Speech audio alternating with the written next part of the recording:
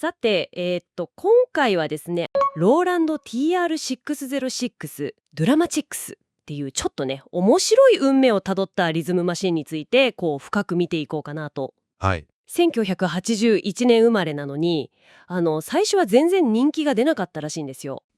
そうですね。でも、今はなんかカルト的な人気がある。と、今回の探求で、その理由とか魅力の核心に迫ってみたい。早速中身を見ていきましょうか。これは非常に興味深いテーマですね。特に相棒として設計された TB303。あれとの関係性とか。303とのセット。ええ。そして、時代を先取りしすぎたみたいな。そのせいで最初は不遇だったけど、後に再評価されるっていう、このストーリー自体がね、面白いなと思います。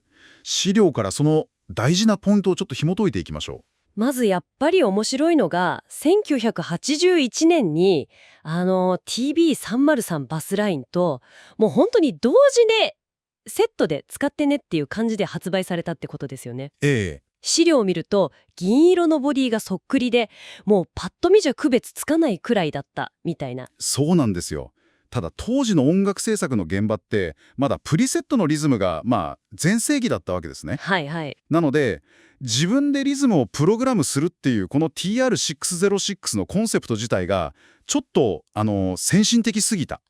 なるほど。文字通り世界がまだ追いついてなかったっていう感じですかね。この自由さが逆に受け入れられなかった。なるほどね。結果としてわずか3年後1984年にはもう生産中止になってしまうんですよ。3年ですか、早いですね。でもここからがドラマなんですよね。そうなんです。生産中止になって中古市場にわっと安く出回り始めたことで、全然違う新しいサウンドを探してた当時のアンダーグラウンドなミュージシャンたちがこれを見つけ出したと。再発掘ですね。再発掘。ここですごく大事なのは、例えば TR808 とか909、あれってヒップホップとかテクノハウスみたいな特定のジャンルの顔になったじゃないですか。なりましたね。それとは対照的にこの TR606 っていうのは特定のジャンルに縛られなかった。へー。資料にもありましたけど、ソニックカメレオンっていう表現。カメレオン。これがまさに的確で、パンクからエレクトロ、IDM まで本当にいろんな音楽で使われてるんですよ。すごいですね。シスターズ・オブ・マーシーでドクター・アバランチって名前つけて、もうバンドメンバーみたいに扱ったっていう話も面白いですし、それ面白いですよね。あとはマッシブ・アタックとかナインインチネイルズとか、本当に想像たる名前が挙がってますね。この多様性こそがもしかしたら606の一番の魅力かもしれないです。そのカメレオンぶりを支えたサウンドっていうのは、じゃあ具体的にどういう特徴があったんですかね。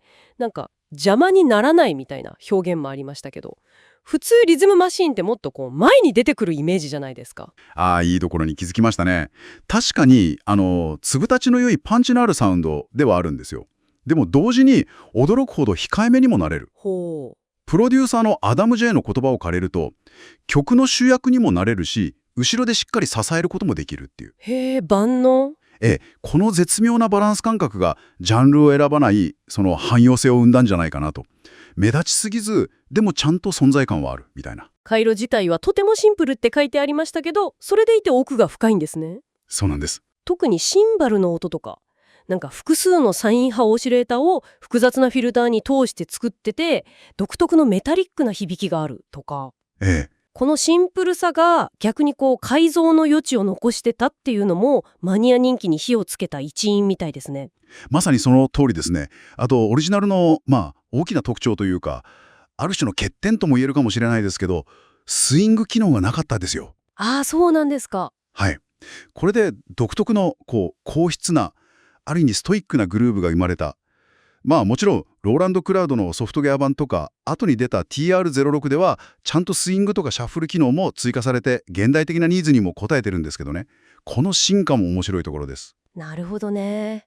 しかし生産終了からもう40年近く経つのに、今でも現役で使われ続けてるって、これはやっぱりすごいことですよね。中古価格も全然下がらないみたいですし。本当に単なるヴィンテージ機材っていうだけじゃなくて、ソフトウェアとか、あと TR-06 みたいな新しいハードウェアの形で、そのサウンドの哲学みたいなものが、現代にちゃんと受け継がれてるっていう点が重要だと思います。過去の遺産でありながら、今も現在進行形で音楽制作に影響を与え続けている、まさに絶えることない存在感という感じですね。というわけで、ローランド TR-606 ドラマティクスを見てきたわけですけど、登場した時は時代に合わなかった。でも、そのシンプルさと独特なサウンド、そして何にでも染まれるカメレオンみたいな汎用性が、後になって多くのアーティストを虜にしたと、本当にユニークなストーリーを持つマシンだなと改めて思いましたね。いや、本当にそうですね。で、今回の話を踏まえて、最後にあなたに考えてみてほしいのは、これなんですよ。はい。シンプルさとか、さっき出たスイング機能がないみたいな制約。